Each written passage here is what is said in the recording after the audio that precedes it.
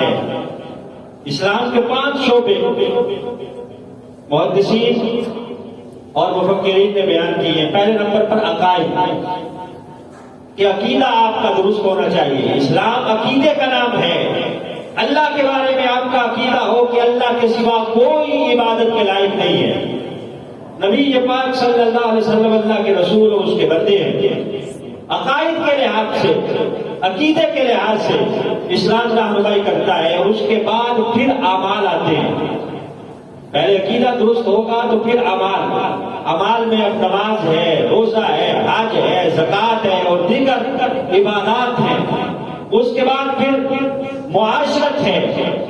معاشرت یعنی رشتہ داروں کے ساتھ تعلقات، بیوی کے ساتھ، بھائی کے ساتھ، باپ کے ساتھ، بیٹے کے ساتھ معاشرہ کس طرح ترتیب دینا ہے، باہمی جو میل جول ہے، رشتہ داریاں ہیں، وہ کس طرح نبھانی ہے، اس کی بھی اسلام نے تعلیمات عطا فرمائی ہے۔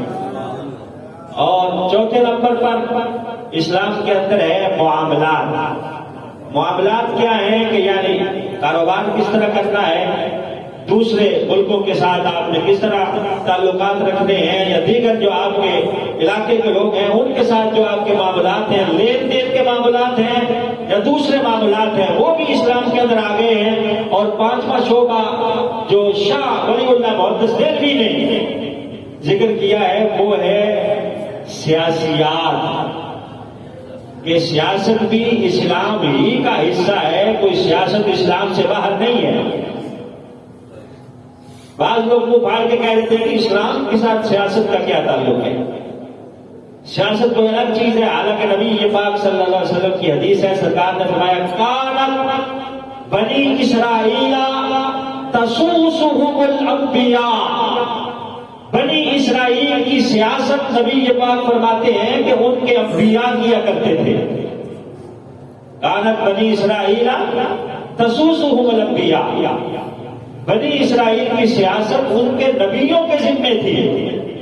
کلما ہلاک نبی فخلفہ، سرکار فرماتے ہیں جب ایک نبی کا وصال ہو جاتا تو اس کے بعد دوسرا نبی آ جاتا، پھر آ کے وہ معاملات سنبھال لیتا ہے۔ سیاست کا مطلب کیا ہے کہ لوگوں کے معاملات کو انجام دینا، ان کے معاملات کو دیکھنا، ان کے لیے فلاح و بہبود کے کام کرنا، یعنی ان کے رہن سہن کے اور دیگر ضروریات زندگی کے لیے ان کی کوشش کرنا۔ تو نبی پاک فرماتے ہیں کانت بنو اسرائیل تسوسهم الانبیاء، بنی اسرائیل کی سیاست ان کے نبیوں کے ذمے تھی۔ ایک جاتا دوسرا آ جاتا، پھر سرکار نے فرمایا کہ میرے بعد چونکہ نبی کوئی نہیں، لہذا یہ فریضہ میرے بعد میرے خلفاء انجام دیں گے۔ سرکار نے فرمایا کہ میرے بعد یہ خلیفہ، یہ میرے خلفاء سیاست کا منصب سنبھالیں گے، اور وہ اس عظیم منصب کو نبھائیں گے اور وہ اس ذمہ داری کو پورا کریں گے۔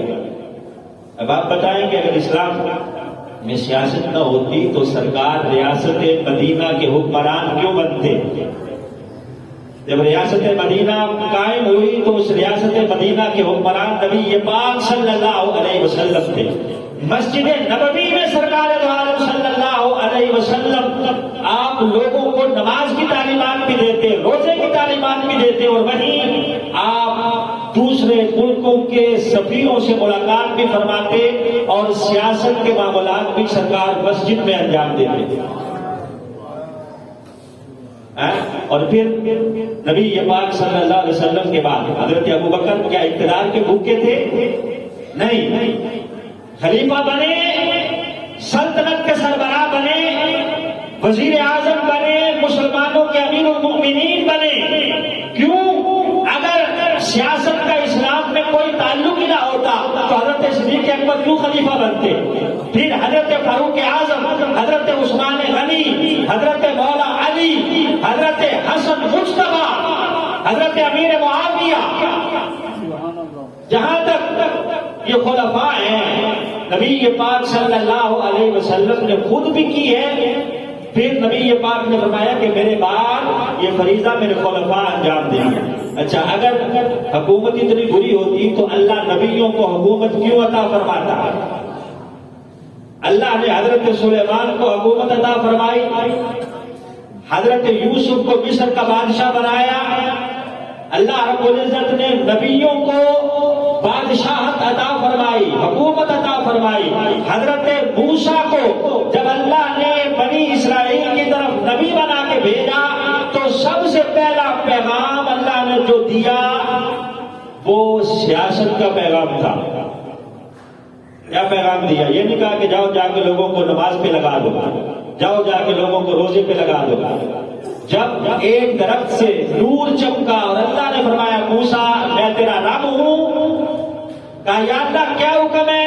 کہا حکم یہ ہے کہ جاؤ فرعون کے دربار میں، کہا یا اللہ میرے ساتھ اس کام میں میرے بھائی ہارون کو بھی شامل کر لیا جائے۔ تو قرآن میں اللہ فرماتا ہے کہ دونوں جاؤ، جا کے فرعون کے دربار میں جا کے وہاں فرعون کے سامنے جو سرکش ہو چکا ہے اس کے سامنے جا کے اس کی قوم کی آزادی کا اعلان کر دو۔ سبحان اللہ۔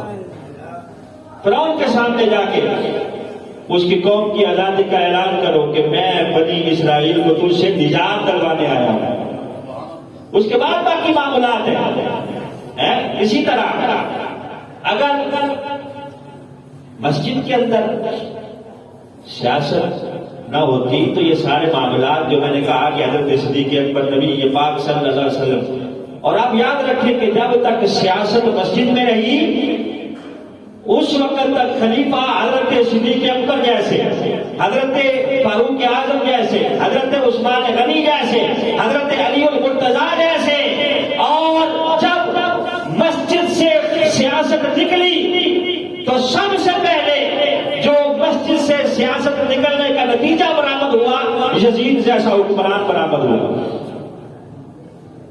اس نے حضرت امام حسین کے ساتھ جھگڑا ہی اس کا یہ تھا کہ حضرت امام حسین کو اس نے کہا کہ مصلی تم سنبھالو، جمعے کا خطبہ تم دو، نمازیں تم پڑھاؤ، میں تمہیں نہیں چھیڑتا اور تم مجھے نہ چھیڑو، تخت پہ میں بیٹھتا ہوں، حکومت میں سنبھالتا ہوں۔ گویا وہ حکومت کو، سیاست کو اور اسلام کو الگ کرنا چاہتا تھا۔ اسی کے اوپر وہ حضرت امام حسین کی بیعت چاہتا تھا۔ حضرت امام حسین نے کہا نہیں، یہ سر کٹ تو سکتا ہے، ظالم کے ہاتھ میں بیعت نہیں کر سکتا۔ تو یہ بات ذہن میں رکھیں کہ سیاست کوئی اسلام سے جدا چیز نہیں ہے، لیکن یہ الگ بات ہے کہ آج کے سیاستدانوں نے اسے گندا کر دیا ہے، اسے گندا کر دیا ہے اپنے مفاد کے لیے، اپنے جو ہے وہ چھوٹے چھوٹے نظریات کے لیے، جھوٹے جو ہے وہ جو منشور پیش کرتے ہیں ان منشور کو پیش کر کے پھر پورا نہیں کرتے، لوگوں کا اعتماد ان سے اٹھ گیا ہے۔ اس کو گندا آج کے سیاستدانوں نے کیا ہے۔ اب ہم سوچتے ہیں کہ اس گند کے اندر ہم کیوں داخل ہوں۔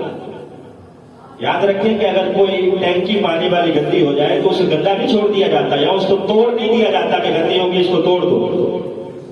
تالاب اگر اس کے اندر گندگی ڈل گئی ہے تو شریعت نے بتایا ہے کہ اتنے ڈول نکال دو، گندگی نکال کر تو وہ پاک ہو جائے گا۔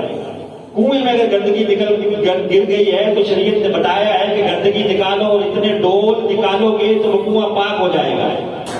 اگر یہ گند ہے تو اس گند کو صاف کس نے کرنا ہے؟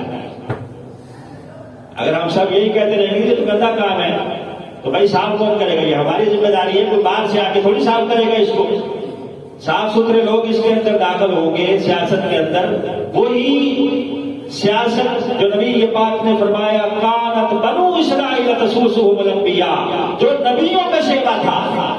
جب اسی نظریے کے اوپر لوگ آئیں گے تو پھر یقیناً وہ اپنی جیب بھرنے کو سیاست کا جو ہے وہ مطمع نظر نہیں سمجھیں گے، بلکہ وہ عوام کی خدمت کو پہلے رکھتے ہوئے، اس کے اوپر عمل کرتے ہوئے اور اسلام کو پہلے رکھتے ہوئے تخت پر لائیں گے تو خود کو نہیں بلکہ اسلام کو لانے کی کوشش کریں گے اور لوگوں کو کہیں گے کہ لوگوں ووٹ ڈالتے ہوئے تم نے دیکھنا ہے تو نبی پاک کے جھنڈے کی طرف دیکھنا ہے، اعلی کلمت اللہ کی طرف دیکھنا ہے۔ اب ووٹ کی شرعی حیثیت جو ہمارا موضوع ہے، فقہ کرام نے اس کے اوپر بڑی لمبی بحث کی ہے، پہلے نمبر پر فقہاء کرام فرماتے ہیں کہ ووٹ چونکہ ایک امانت ہے اور اللہ امانت